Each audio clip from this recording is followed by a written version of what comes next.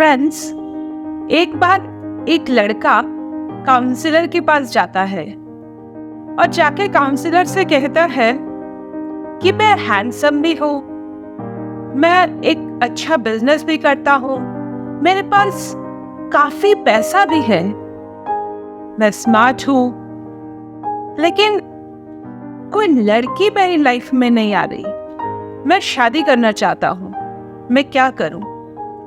तो काउंसलर उस लड़के से जो कहती है, यानी प्रोफेशनल फीस लेके, आज मैं उस ज्ञान को आपके साथ शेयर करूंगी।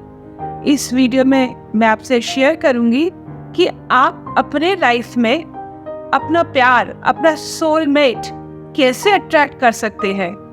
और वो पार्टनर, वो सोलमेट सिर्फ अट्रैक्ट नहीं, जिसके साथ आप एक लंबा रिलेशनशिप बना सके, जिसके साथ आप बहुत सुखी सुखी रह सके, ताकि फ्यूचर में भी आपकी शादी में कोई डिस्प्यूट ना हो।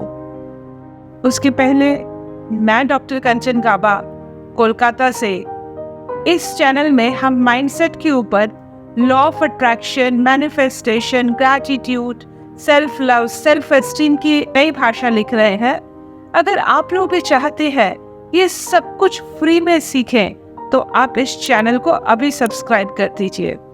तो चलिए शुरू करते हैं।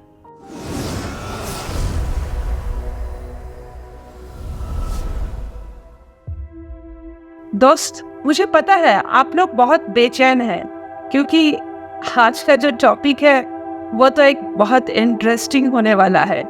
और हमारे जिंदगी में प्यार किसे नहीं चाहिए? कहते हैं ना, अगर दुनिया में सच्चा प्यार मिल गया तो यही जन्नत है, और अगर सच्चा पार्टनर, लाइफ पार्टनर सही नहीं मिला तो यही नरक है। मैं नहीं चाहती ना मेरे परिवार का लाइफ नरक बने, मैं चाहती हूँ वो जन्नत बने। तो आज मैं आपके साथ डिस्कस करने जा रही हूँ कि अपने जिंदगी में सोलमेट को, प्यार को कैसे अट्रैक्ट करें।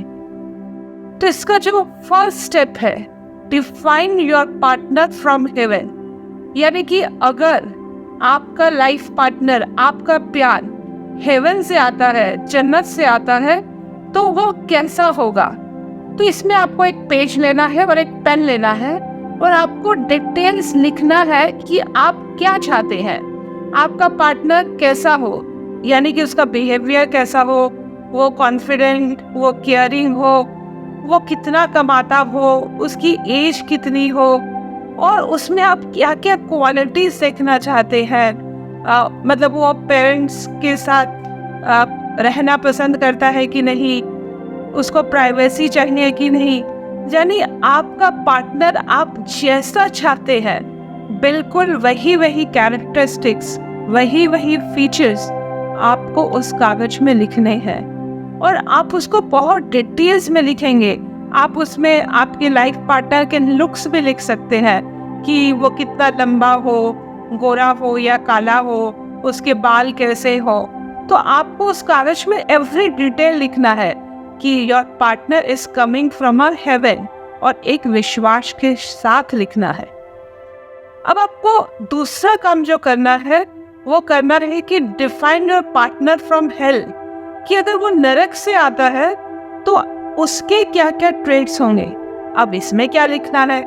इसमें ये लिखना है कि आप नहीं चाहते उसके अंदर वो सब कैरेक्टरिस्टिक्स हो, द कैरेक्टरिस्टिक्स डोंट वांट। अब आपका सवाल हो सकता है कि मैम ये क्यों लिखना है, हमें तो यही लिखना चाहिए कि क्या उसमें हो, वो अगर हेवन से आता है उसके क्या क्या अच्छे कैरेक्टरिस्टिक्स हो, उसके बिहेवियर कैसे हो। नहीं दोस्त, आपको अगर वो हेल से आता है तो उसमें क्या होते हैं और वो आपको नहीं चाहिए, ये भी आपके सबकॉन्शियस को आपको बताना है। उसका कारण ये है कि मान लीजिए वो पार्टनर आप अट्रैक्ट कर लेते हैं और उसमें वो सारे कैरेक्टरिस्टिक्स होते हैं जो आपने पहले पॉइंट में लिखे हैं, लेकिन एक आधी ऐसी कमी उसमें होती है जिससे आपका रोज झगड़ा लगा रहता है या आपका डिवोर्स हो जाता है। मैं आपको एक एग्जाम्पल से समझाती हूँ। मान लीजिए आपको कट्स पसंद नहीं है, और उसको किड्स पसंद है, तो आपका डिस्प्यूट होना मुमकिन है। तो आप किड्स नहीं चाहते, तो आपको इस कॉलम में लिखना पड़ेगा कि वो लड़का ऐसा हो जो किड्स को ना पसंद करे। तो इसमें आप क्या क्या नहीं चाहते उसमें हो, वो चीजें आपको इसमें लिखनी है।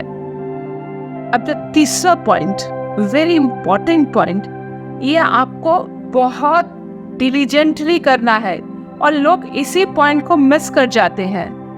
आपको एक कागज में ये लिखना है कि आपने फर्स्ट पॉइंट में जो लड़के को या जो लड़की को अट्रैक्ट करने के कैरेक्टरिस्टिक्स लिखे हैं, अगर वो लड़का या वो लड़की आपकी लाइफ में अट्रैक्टेड होता है, आपकी लाइफ में आता है, तो आपको कैसा बनना चाहिए। मान लीजिए आप चाहते हैं लड़का कॉन्फिडेंट हो, आपका पार्टनर, और बीइंग अ गर्ल आपको भी तो कॉन्फिडेंट होना पड़ेगा। एक कॉन्फिडेंट लड़का एक लो एस्टीम लड़की से कैसे शादी कराएगा। तो आपको भी यानी उसके बराबर का बनना होगा। मैं हमेशा बोलती हूँ ना कि you don't get things you demand, you get things what you deserve. तो आपने पहले पॉइंट में जो कैरेक्टरिस्टिक्स, जो फीचर्स लिखे हैं, आपको भी तो वैसा बनना होगा, आपको भी तो डिजर्विंग होना होगा। आप उस चीजों को अगर मैच ही नहीं करते हैं तो आपकी लाइफ में कैसे अट्रैक्ट होगा। आप अगर इनकम्प्लीट है तो वो आपकी लाइफ में नहीं आएगा। Marriage is not the union between two incomplete people, marriage is a union of two complete people coming together to share their wholeness. मुझे याद आ रहा है कि जब मैं अनमैरिड थी तो मुझे किसी ने पूछा था कि तुम तो कहती हो मैं अकेले में भी बहुत खुश हूँ, तो फिर तुम्हें लाइफ पार्टनर क्यों चाहिए। तो मैंने उसे जवाब दिया था, ये खुशी बांटने के लिए।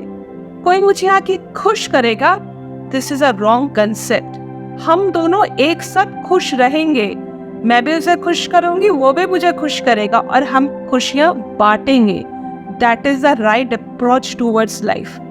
तो तीसरे पॉइंट में आपको खुद को डिजर्विंग बनना है। अब जो चौथा पॉइंट है, ये भी ध्यान से सुनिएगा, ये भी लोग मिस कर जाते हैं, inability to forget the past. अब कईयों की लाइफ में क्या होता है कि पास्ट के कुछ पेन रहते हैं। मान लीजिए कोई ब्रेकअप हो गया, कुछ भी हो गया, तो ना वो उसको पकड़ के बैठे रहते हैं।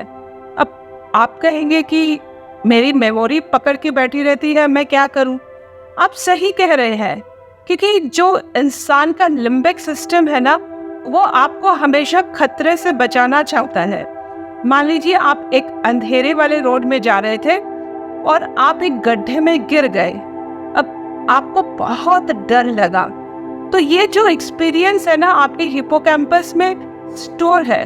अब अगली बार जब आप अंधेरे में जाएंगे, वहाँ से मेमोरी पॉपअप होके आपको याद दिलवाएगी कि अंधेरे में खतरा हो सकता है, और अब आप या तो अंधेरे में टॉर्च लेके जाएंगे या नहीं जाएंगे।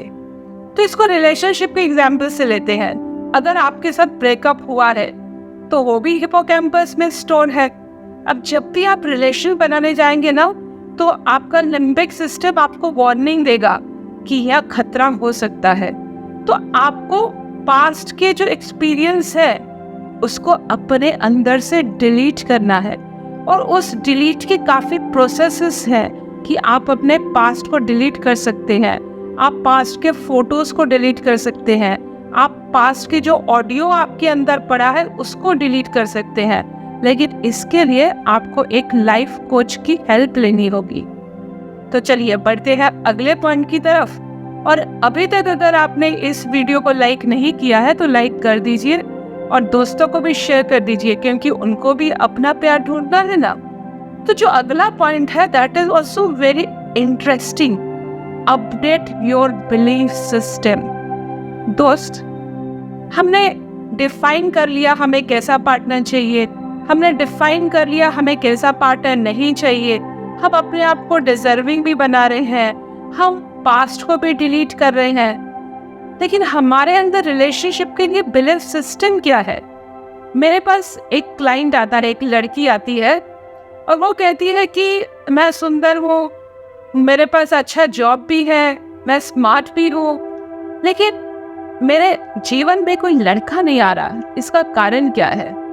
तो मैंने कहा तुम आज घर जाओ और एक कागज में लिखो कि तुम क्या सोचती हो कि अगर तुम्हारी शादी होती है तो तुम्हारे पेन क्या होंगे। तो वो अगले दिन मुझे फ़ोन करती है, वो कहती है मैडम हाँ, मैंने लिखा है कि लड़के अच्छे नहीं होते, लड़के धोखा दे देते हैं, शादी में बहुत झमेला है, हस्बैंड के ताने सुनो, सास ससुर के ताने सुनो, घर को संवारो, उसके बाद अपने करियर के साथ भी थोड़ा सा कंप्रोमाइज हो जाता है। मैंने कहा इतने सारे गलत बिलीफ सिस्टम लेके तो पार्टनर को अट्रैक्ट करोगी कैसे? तो मैंने उसे जो सलाह दी वो मैं आपको भी देती हूँ। राइटिंग एफर्मेशन लिखना और बोलना शुरू कीजिए। आप क्या लिख सकते हैं? I am attracting my love, boys are always good to me, I will be leading a happy life, शादी बहुत अच्छी होती है, जीवन के लिए एक पार्टनर बहुत ज़रूरी होता है। यानी शादी के जो पॉजिटिव पॉइंट्स हैं वो आपको लिखने हैं। अब जो अगला काम आपको करना है, आपको विजुअलाइज करना है कि आपने जो पॉइंट लिखे हैं फर्स्ट में कि वो लड़का कैसा हो, आप उस लड़के की इमेज बनाइए, उस लड़के के साथ वर्चुअली टाइम स्पेंड करिए, उस लड़के के साथ घूमिए, डेटिंग करिए। आप देखिए कि आप दोनों एक साथ रह रहे हैं, क्योंकि हमारा जो सबकॉन्शियस है ना, वो विजुअलाइजेशन से समझता है। और हाँ, पहला पॉइंट बहुत डिटेल से लिखिएगा, क्योंकि अगर मैं आपको कहूँ कि मैं कोलकाता में रहती हूँ तो आप नहीं ढूंढ पाएंगे, लेकिन मैं अगर आपको स्पेसिफिकली कहती हूँ कि मैं कोलकाता में, नॉर्थ कोलकाता में शांति भवन एक बिल्डिंग है, वहाँ रहती हूँ, तो आप मुझे शायद ढूंढ लेंगे। तो आपको भी आपके सबकॉन्शियस को बताना है बहुत डिटेल में कि आपको कैसा पार्टनर चाहिए। सिर्फ ये कह देंगे कि एक सोलमेट चाहिए तो वो सबकॉन्शियस कैसे ढूंढेगा? तो इसके लिए आपको विजुअलाइजेशन करना है, क्योंकि आपने लिखा लेकिन सबकॉन्शियस क्या भाषा समझता है? वो तो विजुअलाइजेशन, इमेज की भाषा समझता है। तो विजुअलाइज कीजिए, उसके साथ आप टाइम स्पेंड कर रहे हैं, उसके साथ आप घूमने जा रहे हैं, उसके साथ आप टूर पे जा रहे हैं, यानी कि अच्छी अच्छी मेमोरीज के साथ उसको याद कीजिए। और जब इतना कर लेंगे ना, मैं आपको गारंटी देती हूँ 6 महीने से 1 साल के अंदर आपके पास आपका प्यार होगा और वो आपका सोलमेट होगा। आप बहुत अच्छी जिंदगी काटेंगे उसके साथ। और हाँ, एक छोटा सा काम आपको और करना है, आपको उन जगहों में जाना है जहाँ पे वो मिल सकता है। अब आसमान से तो कोई आपकी गोद में टपकेगा नहीं, अट्रैक्ट करने के लिए तो उन जगह में आपको जाना पड़ेगा। मान लीजिए कि आपने लिखा है कि वो बहुत एडवेंचरस हो, तो आपको एडवेंचर की जगह में ऑब्वियसली जाना पड़ेगा ना। घर बैठ के एडवेंचर वाला लड़का आपके पास कहाँ से आ जाएगा? या आप चाहते हैं कि वो अच्छा गिटार बजाए, तो जहाँ पे गिटार सिखाया जाता है आपको वो जाना पड़ेगा, तभी आपको वो लड़का मिलेगा। You will get the opportunity in those places. तो आपको उन जगहों में जाना पड़ेगा दोस्त। उम्मीद करती हूँ आपको ये वीडियो अच्छा लगा होगा, और अगर इस चैनल को सब्सक्राइब नहीं किया है तो जाते जाते करते जाइए। फिर मिलेंगे एक खूबसूरत से वीडियो के साथ बहुत जल्द। तब तक के लिए stay well, stay blessed, love you all.